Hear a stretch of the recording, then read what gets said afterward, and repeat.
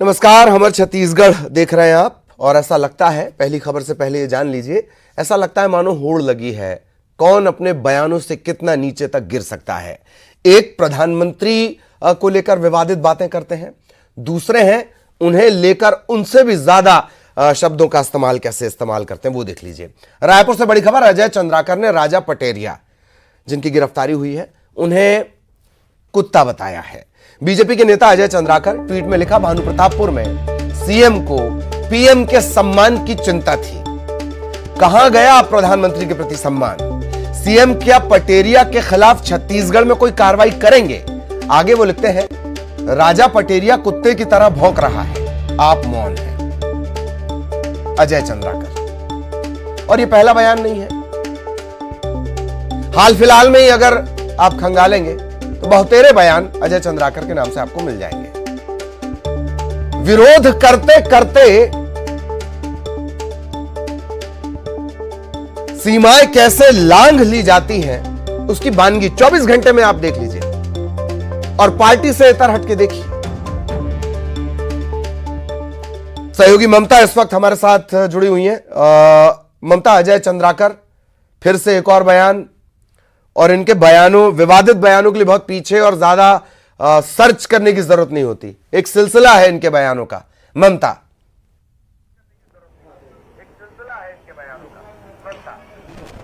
बिल्कुल, देखिए, अजय चंद्राकर कोई नए नवेले कार्यकर्ता नहीं है, बल्कि जो बीजेपी है उसके पूर्व मंत्री रह चुके हैं और लगातार मंत्री रहे हैं और अभी विधायक हैं। और जाहिर तौर पर इस तरह की जो भाषा है उनको वो निश्चित तौर पर उसको आपत्तिजनक ही कहा जाएगा। हमारे साथ कांग्रेस के संचार विभाग प्रमुख सुशील आनंद शुक्ला है, मौजूद है, उनसे बात करते हैं। लेकिन उससे पहले उन्हें बताते हैं कि अजय चंद्राकर ने ट्वीट में क्या कहा है। अजय चंद्राकर ने ये कहा है कि भानु प्रतापपुर में सीएम को पीएम के सम्मान की चिंता थी। क्या कहा गया प्रधानमंत्री का सम्मान? सीएम क्या पटेरिया के खिलाफ छत्तीसगढ़ में कार्रवाई करेंगे? राजा पटेरिया कुत्ते की तरह भौंक रहा है, आप मौन हैं।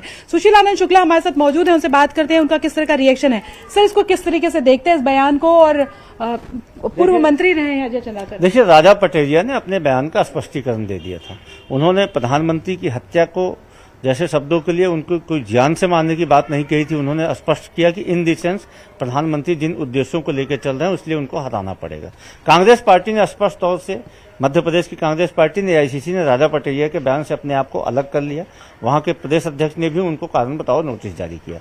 अब आते हैं छत्तीसगढ़ के वरिष्ठ मंत्री हैं, भारतीय जनता पार्टी के 15 साल तक मंत्री रहे हैं, 3-4 बार के विधायक हैं, वो मुख्य प्रवक्ता बनाए गए। यदि उनके द्वारा कुत्ता जैसे शब्दों का प्रयोग किया जा रहा है तो कहीं न कहीं यह निंदनीय है। देखिए, जिस व्यक्ति का जैसा स्तर रहता है, हम लगातार देख रहे हैं कि किस स्तरहीन भाषा का प्रयोग अजय चंद्राकर कर रहे हैं, और जिसका जैसा स्तर रहता है वो लगभग उसी भाषा का प्रयोग करता है। इस प्रकार की स्तरहीन भाषा का प्रयोग करने का उनका इतिहास रहा है। भारतीय जनता पार्टी को चाहिए कि इस प्रकार की भाषा का प्रयोग करने वाले अपने नेता से माफी मांगने के लिए कहे। कांग्रेस पार्टी ने राजा पटेरिया के बयानों का समर्थन नहीं किया, जबकि राजा पटेरिया ने स्पष्टीकरण कर दिया। हम प्रधानमंत्री जी के वैचारिक रूप से विरोध, हम गांधीवादी लोग हैं, हम हत्या में भरोसा नहीं करते हैं। कांग्रेस पार्टी ने तत्काल राजा पटेरिया ने बाकायदा उस चीज को अपने, उन्होंने वीडियो जारी करके कहा कि मेरा राजा पटेरिया पर कोई कार्रवाई क्यों नहीं? लेकिन भारतीय जनता पार्टी के एक वरिष्ठ नेता, काफी कद्दावर नेता, जो इस प्रकार से कुत्ते जैसे शब्दों का प्रयोग कर रहे हैं, ये उनकी स्तरहीनता को दिखाता है। और जो व्यक्ति जिस स्तर का रहता है उस प्रकार की भाषा का प्रयोग करता है। आप बीजेपी से भी एक सवाल कर रहे थे, वो सवाल क्या था कि आप साथ है अजय चंद्राकर के बयान के साथ? निश्चित तौर पर भारतीय जनता पार्टी के नेताओं को बताना चाहिए कि क्या वे अजय चंद्राकर के बयान का समर्थन करते हैं। स्वयं प्रधानमंत्री जी को बताना चाहिए, स्वयं प्रधानमंत्री जी को बताना चाहिए कि अजय चंद्राकर जैसे नेताओं का, उनकी आड़ में लेके एक ऐसा नेता जो उनके यहाँ का अनेकों बार विधायक रहा है, यदि राजनीति में इतने गंदे स्तर तक, इतने निचले स्तर तक गिर रहा तो क्या प्रधानमंत्री समर्थन करते हैं? दूसरी महत्वपूर्ण बात जो भारतीय जनता पार्टी लगातार करती है, जब भी प्रधानमंत्री से कोई सवाल खड़ा होता है तो भारतीय जनता पार्टी उसमें प्रोपोगंडा करती है। क्या हमारे प्रधानमंत्री की इज्जत इतनी सस्ती है? क्या इस देश के 135 करोड़ लोकतंत्र का जो प्रहरी है उसकी इज्जत इतनी सस्ती है कि किसी एक बयान से प्रधानमंत्री छुई मुई है, उनकी इज्जत खत्म हो जाएगी? भारतीय जनता पार्टी बार बार प्रधानमंत्री की इज्जत की दुहाई देती है, अभद्र भाषा का प्रयोग करती है। तो राजनीति को कलंकित करने का काम जो भारतीय जनता पार्टी के नेता कर रहे हैं उसका उनको स्पष्टीकरण देना चाहिए।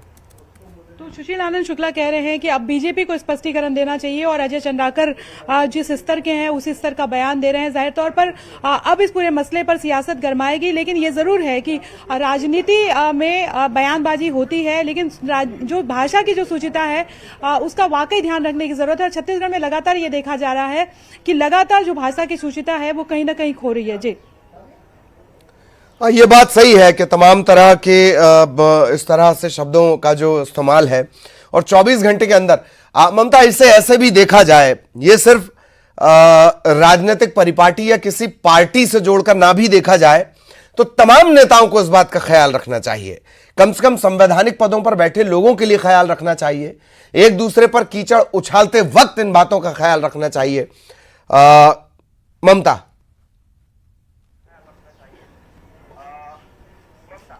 बिल्कुल, देखिए, और जो भी जनप्रतिनिधि होते हैं वो जब भी कोई बयान देते हैं वो सिर्फ व्यक्तिगत बयान नहीं बल्कि आम लोगों के लिए एक कहें कि कई बार रोल मॉडल भी वो होते हैं। और अगर इस तरह की बयानबाजी जो है जनप्रतिनिधि देते हैं तो जाहिर तौर पर आप सोच सकते हैं कि किस तरह से राजनीति का स्तर जो है वो धीरे धीरे एक तरह से कह सकते हैं कि गिरता भी जा रहा है। और हम लगातार इस तरह से देख रहे हैं कि छत्तीसगढ़ में बयानबाजियों का जो स्तर है लगातार। ममता, मैं आपको रोकना चाह रहा हूँ। अनुराग अग्रवाल साहब, अब बीजेपी मीडिया सह प्रभारी इस वक्त हमारे साथ जुड़े, उनसे जरा एक रिएक्शन ले लिया जाए।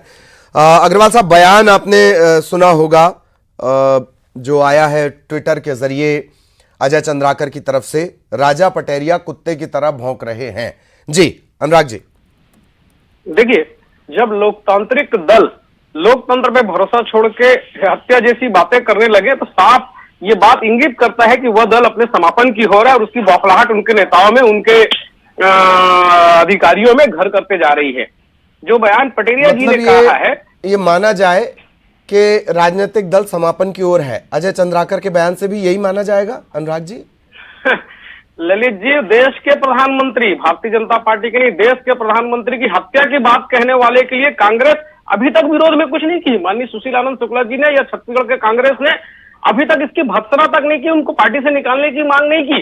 और अगर देश के प्रधानमंत्री के ऊपर अगर कोई अनर्गल बात करेगा, उसकी हत्या की बात करेगा, तो जो क्रिया की प्रतिक्रिया होती है वो वैसे ही होगी जैसा अजय चंद्राकर जी ने कहा है। मतलब आपके नजर में अनुराग जी, आप सीधे ये कहना चाह रहे हैं वो प्रतिक्रिया एकदम सही है? इस तरह के शब्दों का प्रधानमंत्री के आप ये कह रहे हैं कि देश के प्रधानमंत्री की हत्या की बात हो रही है, उस पर आप चर्चा नहीं करना चाहते। अगर देश के प्रधानमंत्री उस पर लगातार चर्चा चल रही है। पटेरिया साहब गिरफ्तार हो गए हैं अनुराग जी, वो तो पटेरिया गिरफ्तार हो गए। अभी एक एफआईआर में गिरफ्तारी हुई है, कम से कम 5 जगह एफआईआर हुई है। आप ये बताइए ललित जी, एक बात मुझे पूरा करने दीजिए प्लीज। इसके पहले कर्नाटक के प्रदेश अध्यक्ष ने हिंदू शब्द को गाली कहा था। ना भूपेश बघेल जी कुछ बोले, ना राहुल गांधी जी कुछ बोले, और ना उनको निकालने की कार्रवाई हुई। राजनांदगांव में आपने देखा है कि हिंदू देवी देवताओं को अपशब्द कहे गए, ये शपथ लेते रहे कांग्रेस के महापौर। ठीक, चलिए अनुराग जी, मैं आपको रोक रहा हूं। धन्यवाद। दरअसल लोकसभा की भी कार्रवाई शुरू हो गई। धन्यवाद आपका बहुत बहुत। ममता आपका भी धन्यवाद। और सीधे आपको लोकसभा में हम लिए चलेंगे।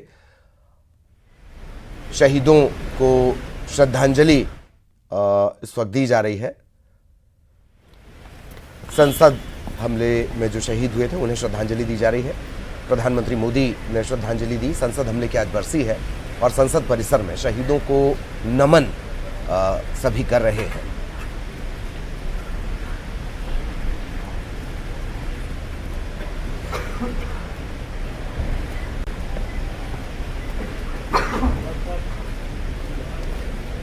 उपराष्ट्रपति, इसके बाद स्पीकर ओम बिरला नमन कर रहे हैं। प्रधानमंत्री नरेंद्र मोदी संसद हमले के शहीदों को विनम्र श्रद्धांजलि, पुष्पांजलि, इस अर्पण समर्पण के जरिए शहीदों को सम्मान देने की परंपरा। और आज संसद हमले की बरसी पर संसद परिसर में शहीदों को नमन किया जा रहा है।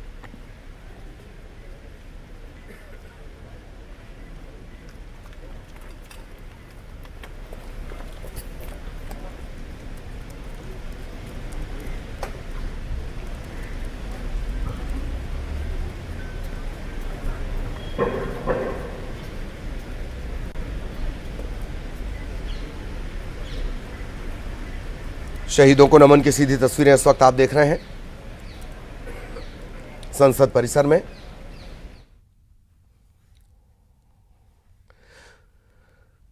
बीस साल पहले आज ही के दिन 13 दिसंबर 2001 पाकिस्तान से आए 5 आतंकियों ने लोकतंत्र के इस पावन मंदिर पर,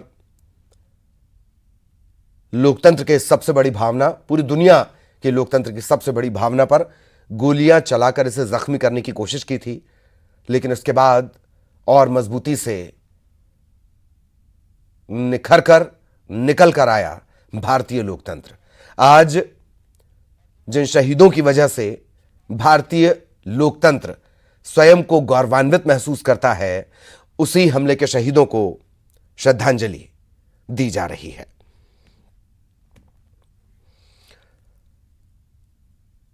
संसद के शीतकालीन सत्र के दौरान यह हमला हुआ था।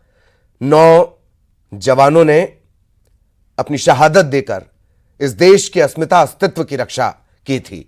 आज उन्हें नमन का दिन।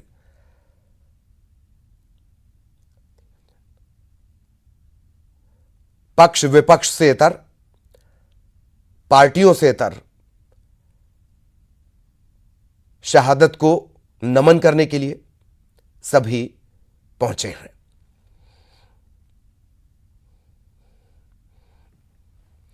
प्रधानमंत्री मोदी, गृहमंत्री समेत कई नेताओं ने शहादत को याद किया। 9 सुरक्षा बल इस हमले में शहीद हुए थे 20 साल पहले, 13 दिसंबर 2021।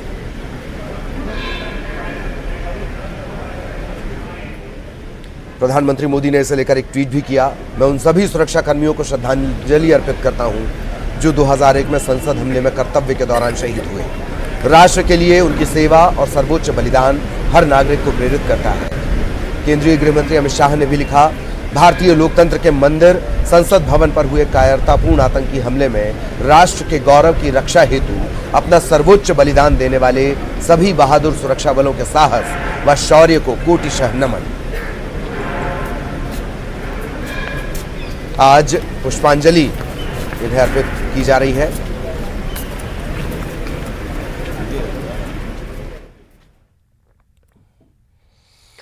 और अब वापस छत्तीसगढ़ का रुख करेंगे। बलौदा बाजार से बड़ी खबर। बिलाईगढ़ अस्पताल में तोड़फोड़ की घटना सामने आई है। अस्पताल परिसर में तोड़फोड़ की गई, अभद्रता की गई है, पुलिसकर्मी के साथ हाथापाई की गई है। एक आरोपी को बिलाईगढ़ पुलिस ने गिरफ्तार कर लिया है। इलाज के दौरान युवक ने हंगामा किया था। बिलाईगढ़ सामुदायिक स्वास्थ्य केंद्र का ये मामला है। एक आरोपी इस मामले में गिरफ्तार हुआ है।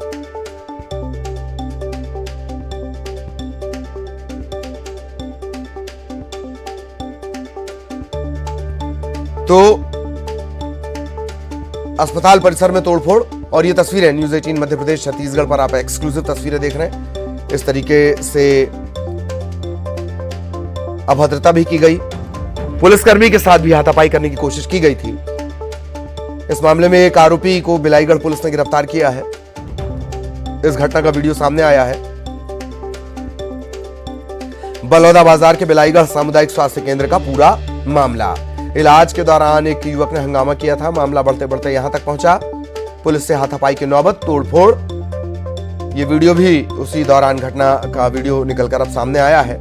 एक आरोपी गिरफ्तार किया गया है।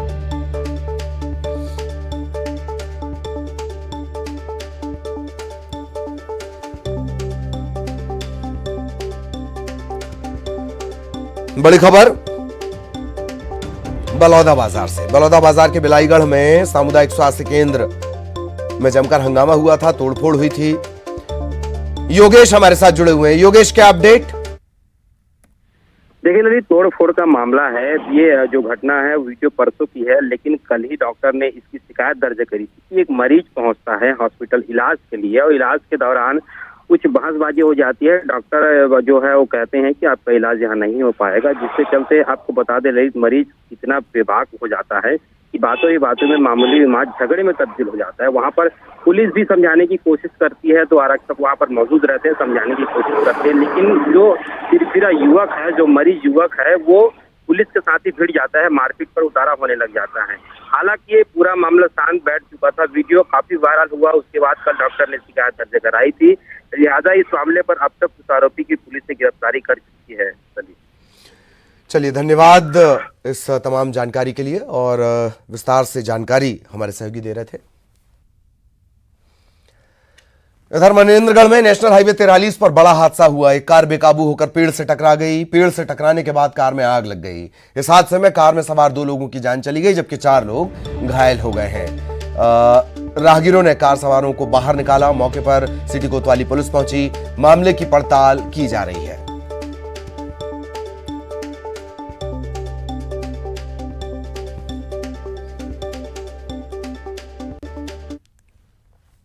इधर धमतरी के मगरलोड में चाय बेचने वाली एक महिला की निर्मम हत्या से इलाके में सनसनी फैल गई है। पुलिस ने कार्रवाई करते हुए हत्या के आरोपी को गिरफ्तार कर लिया है। हत्या का जो आरोपी था वो अक्सर इस महिला की चाय की दुकान पर चाय पीने के लिए आया करता था। वजह नहीं साफ हो पाई है कि फिलहाल ये हत्या क्यों की गई। आरोपी से पूछताछ की जा रही है।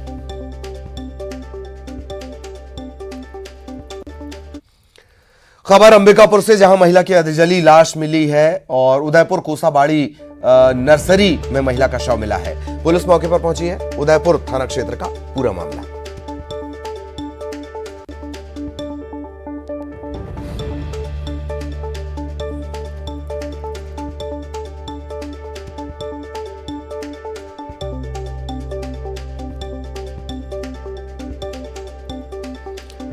खबर अंबिकापुर से, महिला की अधजली लाश मिलने से सनसनी फैल गई है। उदयपुर कोसाबाड़ी में नर्सरी में दरअसल इस महिला का शव मिला है।